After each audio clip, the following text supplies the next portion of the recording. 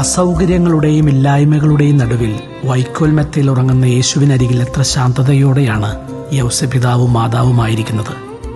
അവർ അന്ന് ആ ഇല്ലായ്മയിൽ പ്രകടിപ്പിച്ച ആത്മസംയമനവും ക്ഷമയും സഹനങ്ങളുമൊക്കെയാണ് ആ പുൽക്കൂടിനെ തിരുക്കുടുംബമാക്കി മാറ്റിയത്.